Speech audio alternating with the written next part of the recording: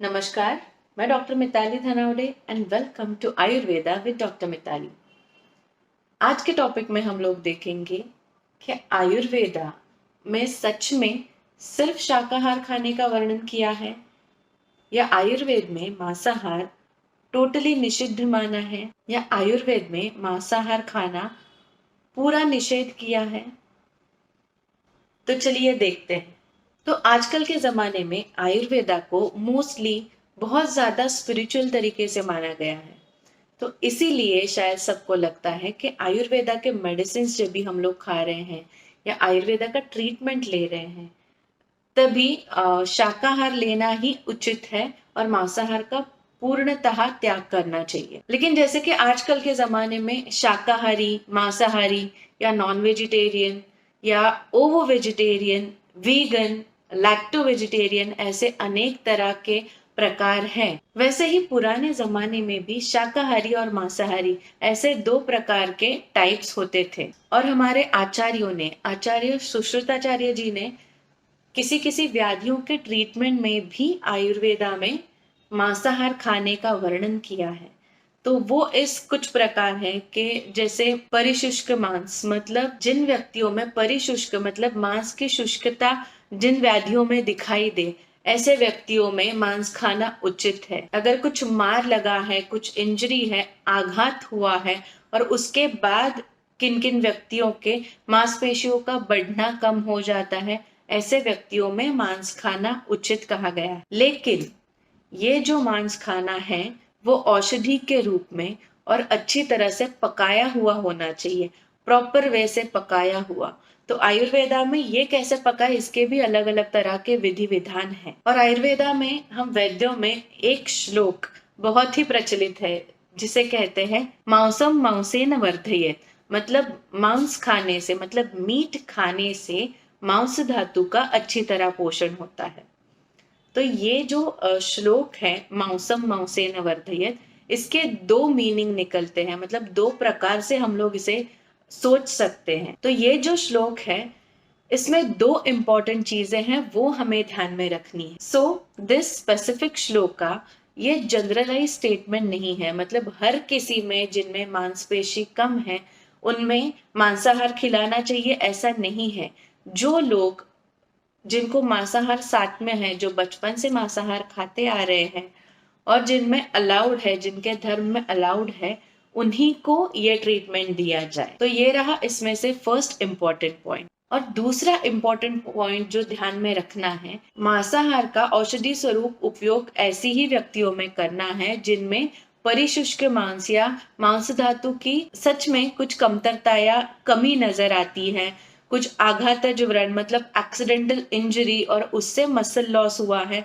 तो ऐसे पेशेंट में हम लोग मांसाहार का इस्तेमाल कर सकते हैं। जिनमें मांसाहार साथ में है, मतलब जो बचपन से खाते आ रहे हैं वो भी मांसाहार खा सकते हैं, लेकिन एक प्रमाण होना चाहिए इस चीज का। कोई भी चीज अति मात्रा में खाना ये आपके बॉडी के लिए हानिकारक है। तो फूड अबंडेंस है, प्रचुर मात्रा में मांस उपलब्ध है, मीट के अलग अलग प्रोडक्ट्स उपलब्ध है, इसलिए अगर आप खा रहे हो तो ये आपके बॉडी को मांसम मांसेन वर्धयेत, ये श्लोक के अकॉर्डिंग आपके मांस को बढ़ाएगा ही, ऐसे नहीं होगा। क्योंकि किसी भी चीज के जैसे कम मात्रा में या औषधि मात्रा में खाए तो फायदे हैं, वैसे ही उसका डोज अगर बढ़ाया जाए, उसकी मात्रा अगर हर रोज के खाने में बढ़ाई जाए तो यह आपके शरीर के लिए हानिकारक साबित हो सकता है। तो आयुर्वेद में जैसे कि कहा गया है कि किन व्याधियों में इस मांस का या मीट का यूज किया जा सकता है as a treatment, as a medicine, वैसे ही आगे सुश्रुताचार्य जी बताते हैं कि अगर ये मांस का एक्सेसिव यूज किया जाए या अति मात्रा में मांस खाया जाए या मीट खाया जाए तो क्या क्या होता है। तो शरीर में अर्बुद, इसका मतलब है कैंसरस ट्यूमर्स, या फिर अर्श मतलब बवासीर जैसी समस्या, हीमोरॉइड्स, ये भी हो सकता है। अलग अलग जगह पे पॉलिप्स जैसे कि मांस धातु का बढ़ना, नेजल कैविटी में, ईयर कैविटी में, शरीर में अंदर ही अंदर छोटे मोटे ट्यूमर्स बनना, ये चीजें भी हो सकती है अगर आप मांसाहार ज्यादा करें। So yes, this is a highlighting point that excessive non vegetarian food intake leads to cancerous growth in your body. ऐसे कई तरह के रिसर्च पेपर आज तक पब्लिश हो चुके हैं जिनमें डायरेक्टली लिंक बताई जाती है नॉनवेज खाने से कैंसर कैसे होता है या नॉनवेज खाना कैसे इंटरलिंक्ड है कैंसरस ग्रोथ से। एक सूत्र हमें याद रखना चाहिए कि लो मीट हाई वेजिटेबल डाइट ये हमें हेल्थ अच्छी रखने और लॉन्ग लाइफ के लिए भी ज्यादा हेल्पफुल है। Some other issues like climate changes, बहुत ज्यादा मीट खाने से जो हमारा फूड साइकिल है वो भी ब्रेक हो जाता है, वो भी प्रॉपरली बैलेंस नहीं हो पाता and which leads to some natural calamities. ये सब कंसिडर करते हुए हमें ये चीज ध्यान में रखनी है कि हमें मांसाहार का प्रमाण कम करना चाहिए और ज्यादा से ज्यादा एज अ फूड हमें वेजिटेरियन फूड को देखना चाहिए। फ्रेश फूड, फ्रेश वेजिटेबल्स, अलग अलग रंग के अलग अलग प्रकार के जो सब्जियां और फल होते हैं इनका इंटेक होना चाहिए। अलग अलग तरह के पल्सेस जो लोकल या रीजनल एरिया में मिलते हैं वो आपको खाने चाहिए। और refined food, frozen meat, frozen chicken और अलग अलग तरह के जो फ्रोजन आइटम्स रहते हैं जो प्रोसेस्ड रहते हैं वो स्टेल फूड में कंसिडर होते हैं, वो बासी खाना है।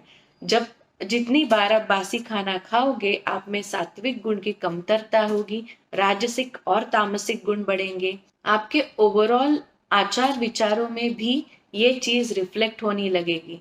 आपका जो सात्विक मन है या सात्विक गुण है वो धीरे धीरे कम होता जाएगा। आपने बहुत बार महसूस किया रहेगा कि अगर आप नॉन वेजिटेरियन फूड ज्यादा खा रहे हो तो आप में चिड़चिड़ापन या एंगर ये फैक्टर ज्यादा रहता है।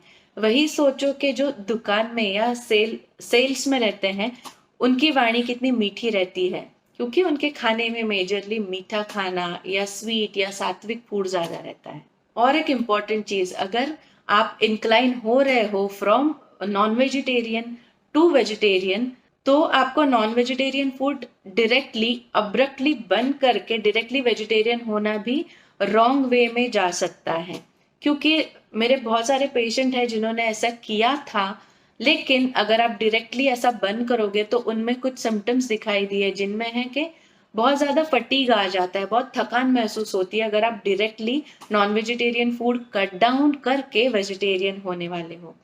तो इसमें भी हमारे आचार्य वाग्भट ने हमें एक इजीएस्ट वे बताया है कि कैसे आप ये कट डाउन कर सकते हो, कैसे आपको धीरे धीरे स्टेप बाय स्टेप जाना है। तो उन्होंने कहा है कि डायरेक्टली आपको नॉनवेज बंद करके वेजिटेरियन नहीं खाना है, 25% आपको रिड्यूस करना है आपका नॉन वेजिटेरियन फूड। अगर आप हफ्ते में 4 बार नॉन वेजिटेरियन फूड खा रहे हो तो आपको वो एक ही बार खाना है। ऐसे करके 25% कर करके रिड्यूस कर करके आपको नॉन वेजिटेरियन फूड से धीरे धीरे आपका कंजप्शन वेजिटेरियन की तरफ बढ़ाना है। So consume your food for survival, not always for luxurious purpose. I hope इस वीडियो से आपके कुछ डाउट्स क्लियर हुए रहेंगे जो मेजरली आपके दिमाग में थे, क्योंकि बहुत सारे डीएम्स आ रहे थे मुझे, बहुत सारे मैसेजेस एंड क्वेरीज आ रहे थे रिगार्डिंग द सेम टॉपिक। ऐसे ही टॉपिक्स की जानकारी के लिए या कोई भी टॉपिक आपको जानना है तो बने रहिए हमारे चैनल पे Ayurveda with doctor Mitali. Stay healthy, stay fit, stay beautiful. Thank you.